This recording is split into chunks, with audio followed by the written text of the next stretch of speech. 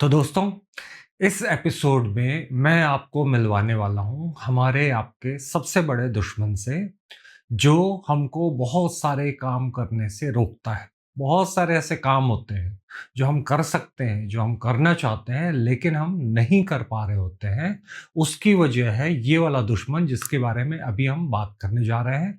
पहले हम इस दुश्मन के बारे में बात करेंगे, फिर इसके कुछ छोटे-छोटे बच्चों के बारे में बात करेंगे, जो हमारे लिए हानिकारक नहीं है। तो जिस दुश्मन की मैं बात कर रहा हूं, वो दुश्मन है ये ये जो बोर्ड पर आप एक शब्द देख रहे हैं, एलोडोक्सोफोबिया, ये हमारा सबसे बड़ा दुश्मन है, ऐसा कह सकते हैं। इसके बारे में जानने से पहले एक छोटा सा और दूसरा संस्कृत का या हिंदी का बोल सकते हैं शब्द, सदरक्षणाय खल निग्रहणाय। ये शब्द आपने शायद पहले सुना होगा। ये महाराष्ट्र पुलिस का जो मोटो सेंटेंस होता है, सूक्ति वाक्य जो होता है, ये वो है। इस शब्द को देखने से ये काफी कठिन लगता है। जो नॉन हिंदी भाषी हैं, उन लोग इस शब्द को देखेंगे तो उनको लगेगा पता नहीं इसका क्या मतलब निकलने वाला है। लेकिन अगर इस शब्द को हम तोड़ कर देखें, तो इसका मतलब होता है सद रक्षणाय खल निग्रहणाय। सदाचारी या जो सच्चा होता है उसकी रक्षा के लिए, जो खल होता है, जो बुरा होता है, उसके नाश के लिए। अच्छों की रक्षा और बुरों का नाश। ये हमको मीनिंग कैसे मिलता है? जब हम इसको तोड़ कर देखते हैं। वैसे ही हम अपने दुश्मन को जब तोड़ कर देखेंगे, एलोडोक्सोफोबिया को, तो ये टोटल 3 शब्दों से मिलके बना है। ये तीनों ग्रीक भाषा के शब्द हैं। इन शब्दों को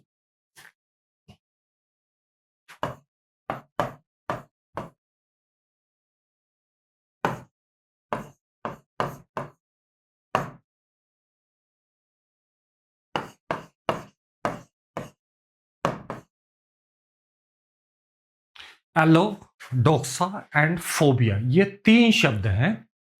एलो का मतलब होता है दूसरा, डिफरेंट, अलग, जो हमसे अलग हो, दूसरा हो। डोक्सा का मतलब होता है किसी की राय, किसी की विचार, किसी के बिलीफ, किसी का मत, किसी के सोच।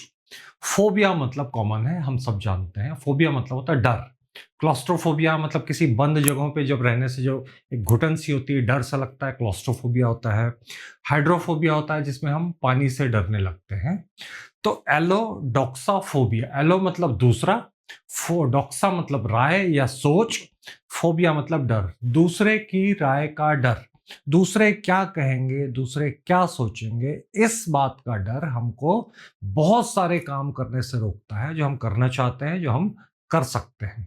तो ये है वर्ड मीनिंग एलोडोक्सोफोबिया का। इसीलिए मैंने इसको वीडियो की शुरुआत में कहा कि ये हमारा सबसे बड़ा दुश्मन है, क्योंकि हमको बहुत सारे काम करने से रोकता है। तो ये तीनों ग्रीक भाषा के शब्द हैं।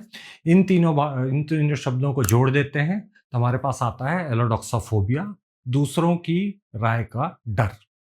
अब ये तो हमने एक शब्द सुन लिया। हो सकता है कुछ दिन बाद हमको हमारे ध्यान में रहे कि एलो मतलब क्या होता है, डोक्सा मतलब क्या होता है। तो इस चीज को इंश्योर करने के लिए कि ये शब्द परमानेंटली हमारी मेमोरी में रहे, हम इन शब्दों से बनने वाले, एलो से, डोक्सा से बनने वाले कुछ और ऐसे शब्द देखते हैं जिनका मतलब दूसरा या दूसरे के विचार से होता है। यहाँ कुछ ऐसे शब्द हैं जिनका उद्गम जो हुआ है, जो ओरिजिनेट हुए हैं एलो शब्द से। इसमें एलो शब्द सब में कॉमन दिख रहा है।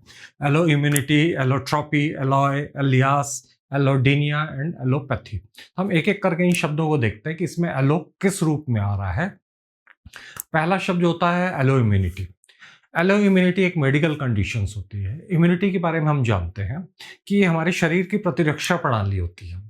जब हमारे शरीर में किसी टाइप का कोई एक फॉरेन बॉडी आती है, तो शरीर उससे ऑटोमेटिकली लड़ने लगता है।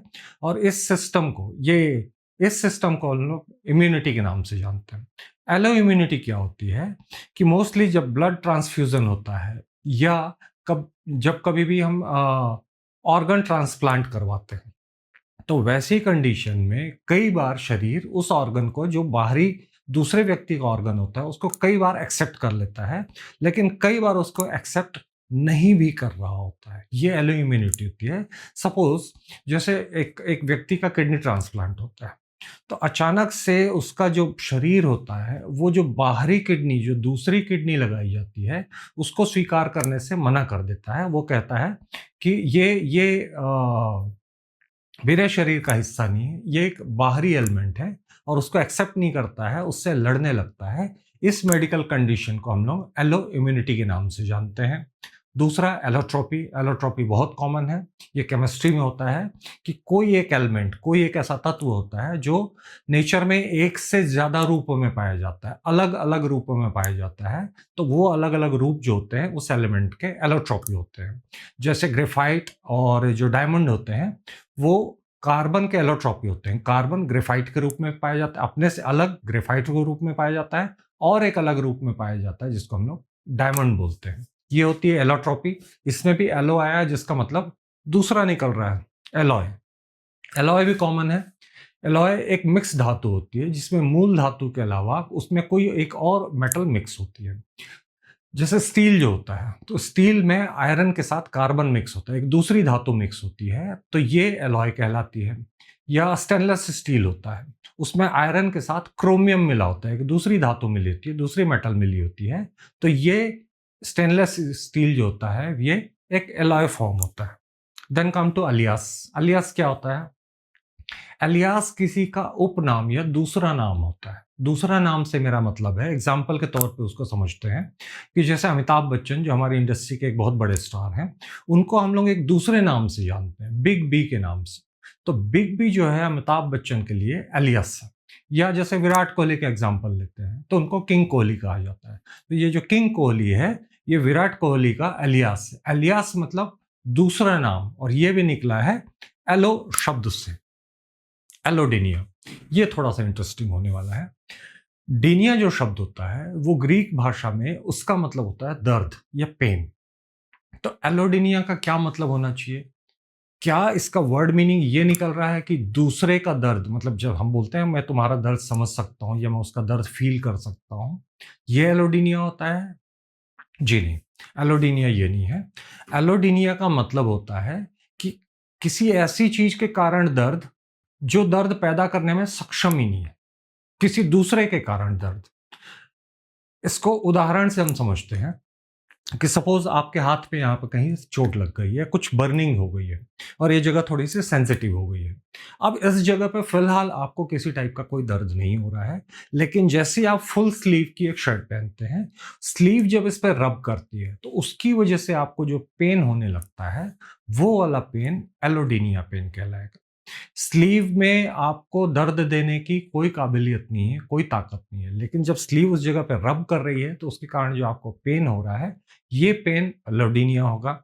या सपोज आपको एक स्टमक एक हो रहा है, और आप अभी फिलहाल वो आपका जो स्टमक एक है शांत है, अचानक आप चुटकुला सुनते हैं या आपको खांसी आ जाती है, आप जोर से खांसते हैं या आप हंसने लगते हैं, उसकी वजह से आपका जो पेट का दर्द होता है वापस आ जाता है या फिर बढ़ने लगता है।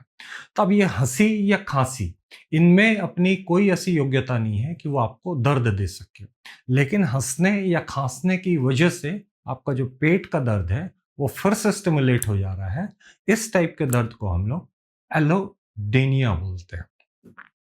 आखिरी शब्द पे आते हैं एलो से, एलोपैथी। ये भी एक मजेदार चीज है। एलोपैथी को समझने से पहले हम लोग होम्योपैथी को समझते हैं। होम्योपैथी भी ग्रीक में उसका मतलब होता है समान, इक्वल।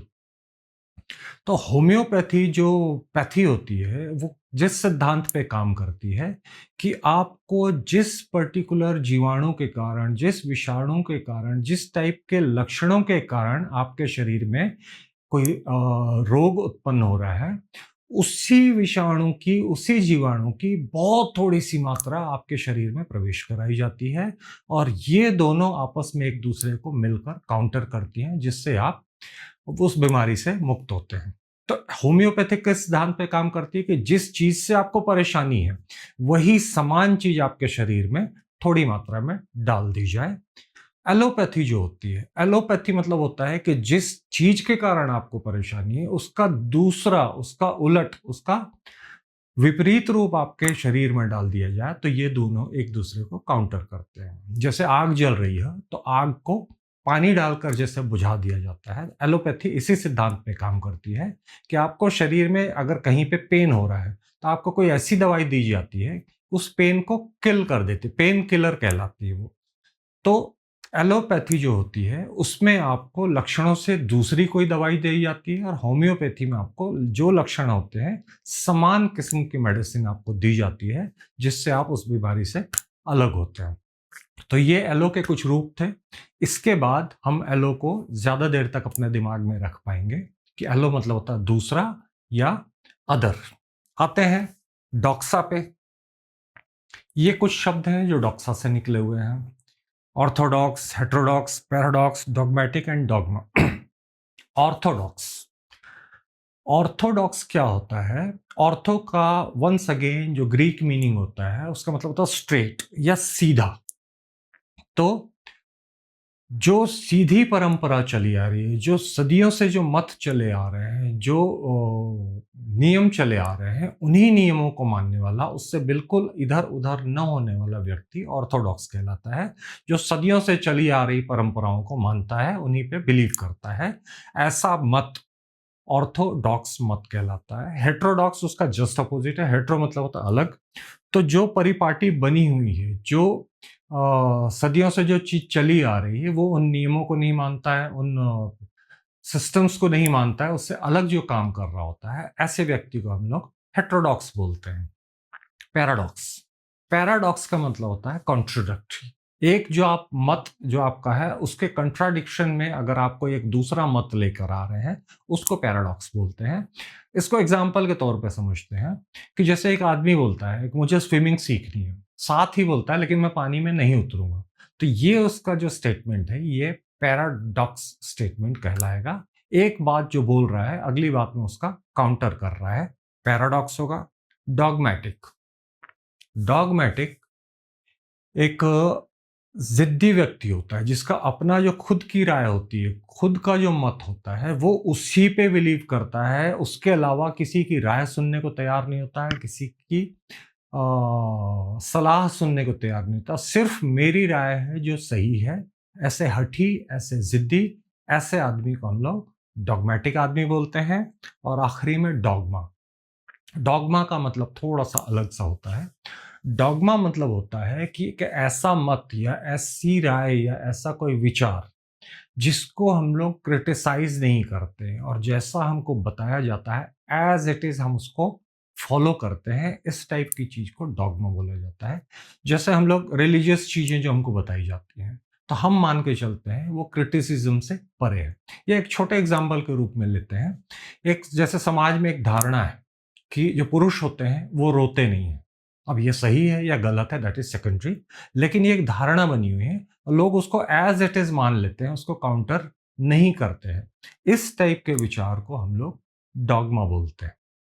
तो हमारा वीडियो का जो टाइटल था वो था एलोडॉक्सोफोबिया, मतलब दूसरे की राय का डर, जिसमें जो पहला शब्द है एलो उसका मतलब होता है दूसरा या अलग हमसे। डॉक्सा मतलब होता है राय या मत या बिलीफ या नोशन। फोबिया मतलब होता है डर, दूसरे की राय का डर। अब जब हमको पता है कि ये हमारा दुश्मन है तो ये हमारी जिम्मेदारी बनती है कि हमको इससे छुटकारा पाना है। We have to get rid of this particular enemy. तो I am doing my part, मैं अपना हिस्सा पूरा कर रहा हूँ। आपसे एक्सपेक्ट करता हूँ कि आप भी अपना हिस्सा, अपना जो पार्ट है वो पूरा करें, और ये हमारा जो दुश्मन है एलोडॉक्सोफोबिया, इसको अपने ऊपर हावी न होने दें।